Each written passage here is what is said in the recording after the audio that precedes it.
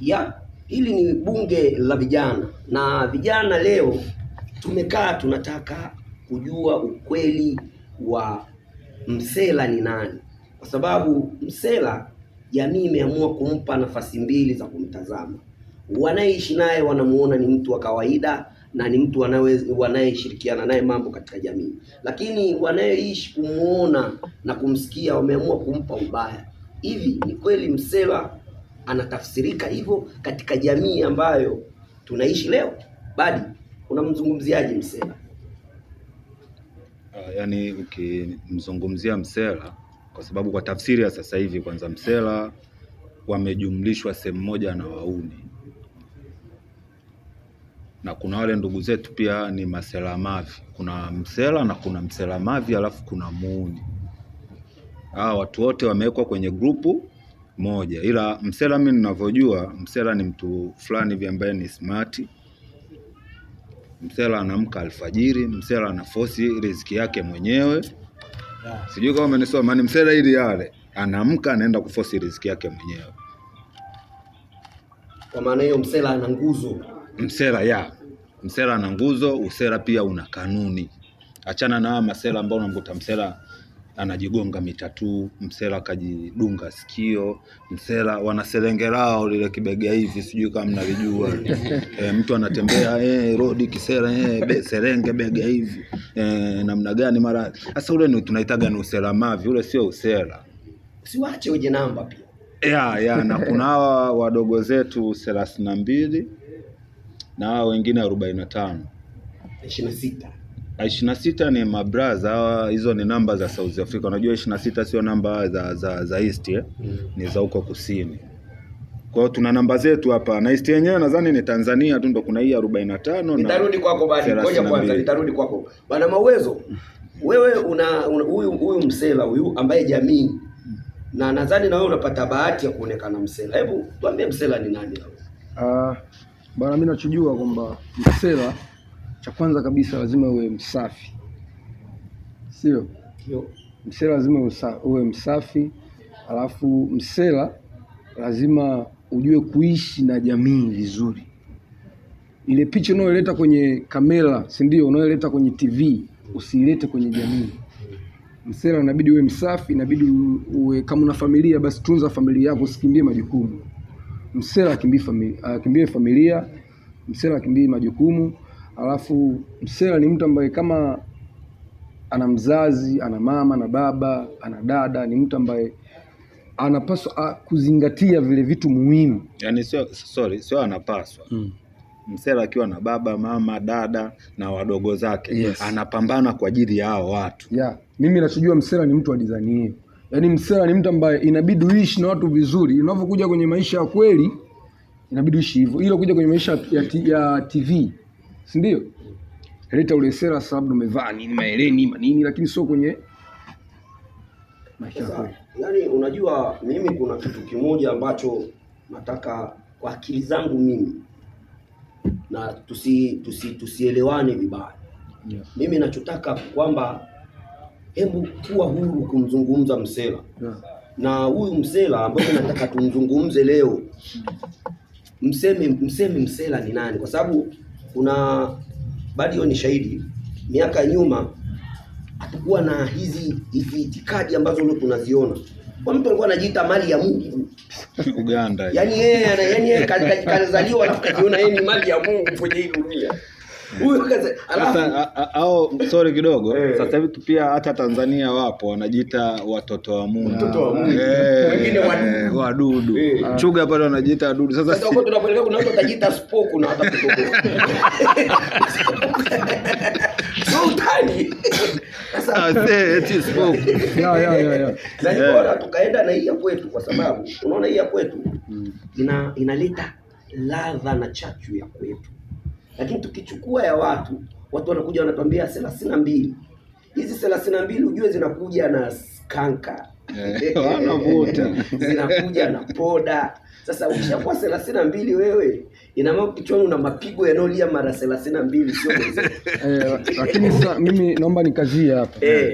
Kuna kitu kimoja hivi watu wanashindwa kutofautisha kati ya msela na muuni. Ndio. Au sio bwana msela au muuni, yaani ukiniita mimi muuni nitakukatalia. Kwa sababu gani? Mimi sio muuni.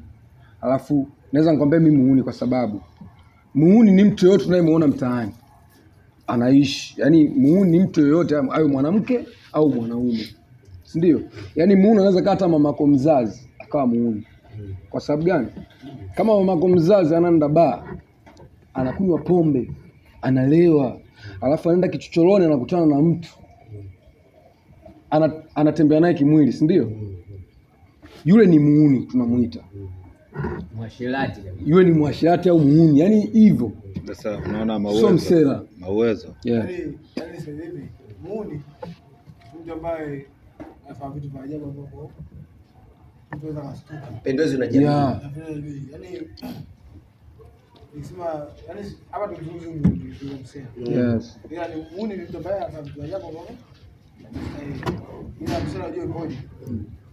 Msela ni mtu ambaye anaweza kufanya vitu vya yaani tuseme kitu kifupi, yaani unajua kuna marijuana hii sasa wengi wanavuta marijuana, yaani mtu anaweza kuvuta marijuana lakini kuna mtu fulani anazingatia labda majukumu yake hivi, anaenda sawa nayo, kuna kitu fulani anaenda sawa nacho, yaani msela kwamba nini, kuna vitu amesahau kwenye maisha vile kuzunguka. Yeah. Unajua mimi nimeipata nini hapa? Mimi napata kitu kimoja kwamba kumbe msela sio mwizi. Sasa mwizi ni msela mavi. Kuna msela alafu kuna msela mavi. Unaona wadogo zetu unaweza ndo 32 unakuta wako kikundi cha madogo labda 7 au 8 wanakukodi, una chombo chako. Yaani hapo nakwambia kuna usela na uuni. Hiyo ishakuwa uuni tu. Sasa hawa sio ndo wanatusababisha sisi na sisi tunaonekana kama wao. Uuni, yaani kuna usela uuni. Hawa ni wauni, ndo masela mavi. Au sasa mafi, sasa mafi tumache kwa uuni sasa.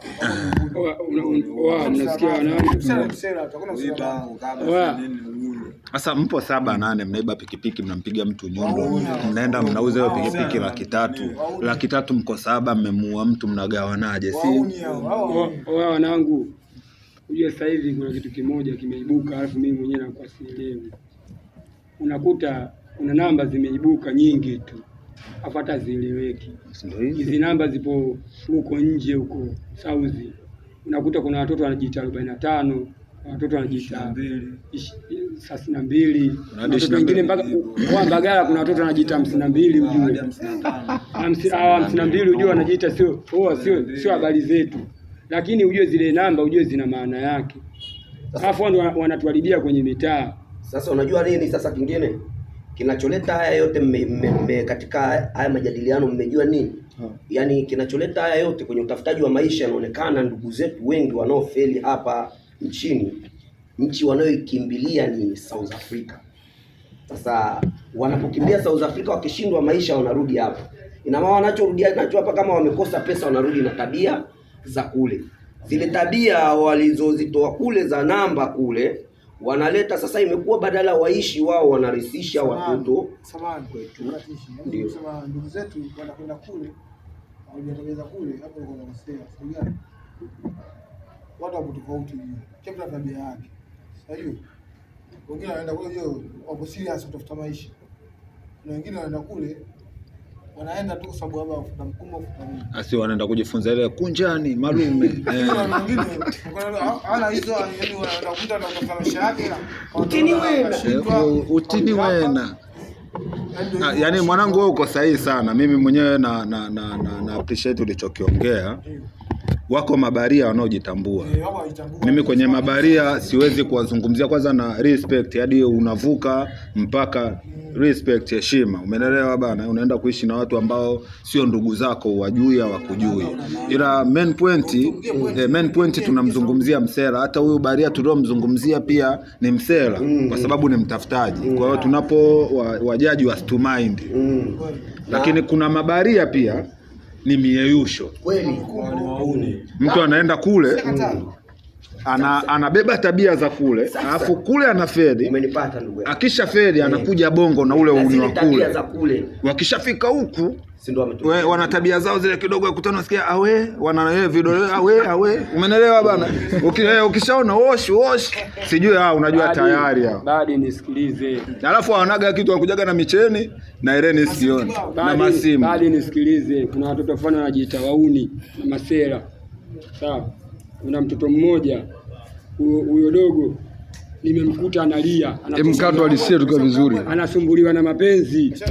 Analia, yani demu kamwacha. Analia afu ajui kwamba kuna utofauti wa demu anajisikiza. Sasa mimi naomba anachomwa moto kwa ajili ya basi na wake zao. Wanaakili. Nisikilize sasa. Sikia. Huyo dogo alikuwa anaishi na demu mwanachuo. Sawa. Yeye ajui yule demu kama anajisikiza pale. Unaelewa hicho kitu? Huyo demu kakutana naye, kumbe yule demu kipindi anasoma anatafuta mtu ambaye wa nini? Sawa, anatafuta amhudumie, kumnunulia chipsi, sawa, pamoja na kupendeza. Yule msela alikuwa anamhudumia yule demu. Yule demu mtu asiku kapata mtu ambaye anaendana naye na ndoto zake. Yule demu akamwacha, yule msela alikuwa analia. Mimi nikamwambia wewe unafeli. Ulikuwa ujui. Kuna mademu wa kujishikiza. Mimi katoka South Africa. Mimi naomba nichangie neno hapo. Au katokea wapi? Hapa watoto wanatuzingua. Huyo naye katokea South Africa hapa aliolia. Badi, nisikilize sasa. Msela bwana, mimi ninachojua kwanza sio mtu ambaye anaweza kufuatilia sana na kuulizwa na mapenzi. Sawa. Msela ni mtu ambaye mpambanaji, anadili na mambo yake. Yaani kama wewe unavuta bangi, unavuta sigara, unakunywa pombe, lakini unadili na mambo yako, ukirudi unadili na familia yako, mtaani unaishi na watu vizuri, wewe ndo msela. Wanangu, si unaelewa? Yaani ishi kwenye ndoto zako, usiishi kwenye ndoto za watu, kwa sababu ile kwenda kukaa ba kuiba kunini, ile yote ile ule so usela. Ule ni uni. Kwa sababu ile naomba nimalize. Saa 12 unanivizia mimi naenda kukojoa na kuja tunapishana mlangoni. Ule sio ule usela mavi. Badi. Usela unaingia ndani kwa mtu, unaiba simu. Unajua kuna masela wengine wanakufa kisa simu. Umeiba simu na kufa. Unapigwa mpaka unakufa kisa simu. Kesi mchenyewe anakikuta kiteko na maskini ya msela. Afu unajiita msela mtaani. Baba Wezo. Bila takabadi aliambie baba yule msela aliiba akajishikilia kwenye gari, ngozi ikafanyaje? Unasema ngozi ilifanyaje yule? Sasa yule alikuwa mchawi yule. Yule alikuwa mchawi. Alifanyaje yule jamaa? Yaani yule nani huko? Anaitwa nani? Zamani anaitwa Jongo. Yule wa Kurasini. Alikuwa anakaa Kurasini. Yule mwamba alikuwa na mganga wake huko Andeni Tanga. Unaelewa bana? Sasa yule mwamba ndio masela mavi tunawazungumzia. Sasa yule alikuwa ni msela mavi, sio msela. Yule mganga wake akamuongopea, akamgea dawa. Sema fresh, kuna muda alikuwa na escape. Iliisha siku hiyo. Huyo bwana na hiyo siku dawa iliisha, lakini cha ajabu alinyanyuka akufa. Yaani wazee walimvizia, sijui mkuda jirani pale kapiga simu, bwana leo yupo. Wazee wakaja akazunguka nyumba akamuokota. Kumwokota mwamba, wazee akawasha oda yake, leo ngoja tumburuze. Wakamfunga kamba, wakamfunga kwenye doka, akaanza kumburuza. Unaambiwa kaburuzika, ngozi ya kwenye magoti yote imepandia huko. Yaani kwenye magoti ngozi ile yote imekuja huko.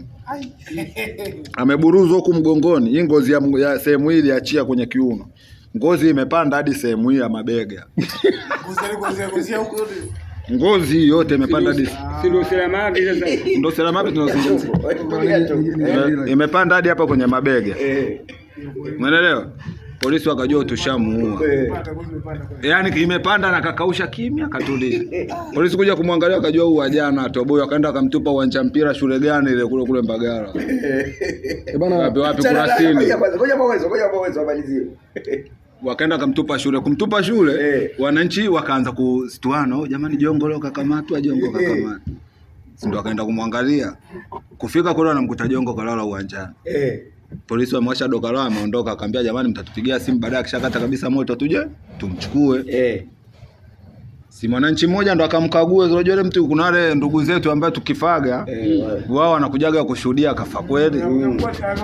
Anakuweka mkono alipunga. Pumzi natoka. Sasa si ndo mwamba akampime. Nitakupigia niko na wanangu hapa. Bado endelea bwana. Sasa kwenda yule sasa upimaji wake ulikuwa si wa kidole. Kaenda akamwekea sikio asikie pumzi ipo. Kwa hakika. Wakati anaweka sikio, Jongo akamnongoneza akamwambia usihangaike mimi niko sawa. Kwamba alikuwa na zuga. Baadaye yule jamaa ananyanyuka anawaambia Jongo ananyanyuka anawaambia na nje hamna tatizo. Anachukua sasa mimi kilichoniogopesha. Ndio nilipogundua kuwa kuna masela mavi alafu usela ule sio. Alishika ile ngozi hapa. Akaishikia na hapa hivi. Akaivuta, akaja akaikamatia hapa. Huyu anatupiga. Wanangu, Jongo Anatupiga wanangu. Sema nini? Sema nini? Unajua na alikufa. Sikiliza story mpaka mwisho. Badi. Wakati huo maumivu yako hapa. Ndio mnisikilize. Yes, tunataka kujua tofauti ya msela mavi na msela. Sasa Jongo alikuwa ni msela mavi. Umeelewa? Akarudisha ngozi yake. Kama anafanguo.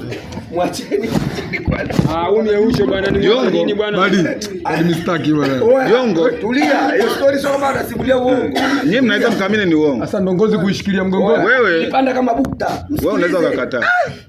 Unajua kwa sababu kitu hujakishuhudia na ninakwambia kipo unakataa na uwezi kuamini. Baada ya hapo Jongo alipona. Jongo sasa alikuja kujichanganya hiyo siku dawa zake tena zimeyumba. Ile siku zile dawa ilikuwa imepungua kila. Hiyo siku dawa imepungua kabisa.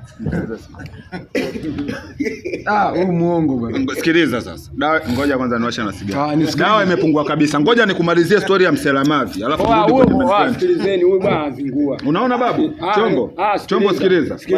Nisikilize nikumalizie. Chombo maskani. Ili maskani. Unaona maskani yetu?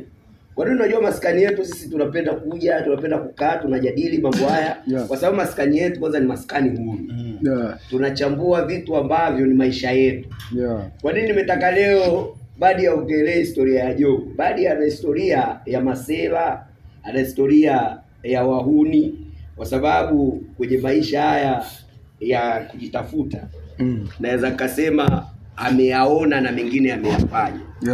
Na hivi vitu tunaviongea leo, kwa sababu tumeviongea sana. Sasa tunataka vibaki kumbukumbu, watu wajue kwamba unapokuja na 32 yako 45 yako wako walipita kina Jongo. Kuna watu wanaitwa Jongo, mtu ngozi imepanda anaishusha kama t-shirt. Usije ukajifanya wewe mwamba. Jiulize wewe 32 unaweza kushusha ngozi. Sasa unafikiri hilo ni tukio kubwa kwa Jongo? Sikiliza hii kaka. Baada ya kupona Jongo alikaa kama miezi 3. Kapona. Hiyo siku na mwanae mshikaji wake kabisa Bampani msela mavi mwenzake. Sasa ule wakaenda uwanja ule aliotupwa. Kulikuwa kuna mechi. Sijui alikuwa anacheza watoto wapi huko na watoto wa Bandari pa. Umeelewa? Jongo kakaa pembeni ni msela mavi. Na kuchana true. Hapana, mimi nakuchana. Jongo kakaa sijui amepishana nini na ule mwanae. Yule mwanae alikuwa mnaitaga nini vya kisauzi hivi wana majina hao masela 40 ngapi? Visu vile vya kuchana kisauzi kinaitwa ngapi? Nitakupiga cha kizuru, wanasemaga nitakupiga cha kizuru kinapigwa kimoja tu iko uombi maji kinakuaga chembamba hivi. Kinapigwa kwenye shingo hapa. Wanakipigaga hapa kile pale sasa mwana alikuwa nacho. Jongo katika kujipindua na afusi mwana ambaye ile akiazingua na kula makofi mbele za watu. Jongo anajiandaa kumpigia kofi yule mwamba kwa nini asikipiga cha tumbo. Kakipiga hapa. Ndio kifo cha katatua. Sikiliza sasa story hajafa hapo. Nimekumbuka. Twende. Kimepigwa hapa hadi hapa. Jongo alichokifanya kwa haraka kwa sababu alikuwa akashika dareki na ameshika kitaulo. Alikuwa anatumia dareki, alikuwa anatembea na vitaulo.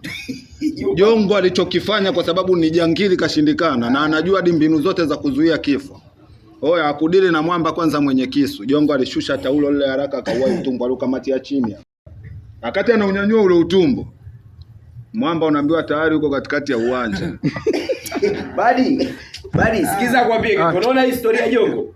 Sio hii ya Jongo. Kuna story nyingi sana lakini maskani bunge la vijana, bunge la masela wanaojitambua wasiofungamana na itikeli za uhuni. Bunge lijalo tuyaongelee. Naomba hiyo story ya Jongo hadi alipokufa sikafa.